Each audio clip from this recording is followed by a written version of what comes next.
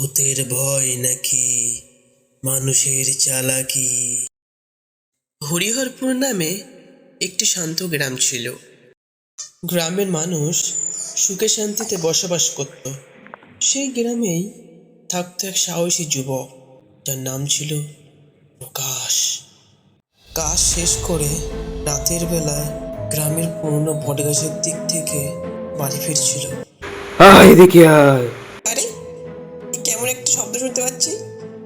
আমি তো এই শব্দ কোনোদিন শুনিনি।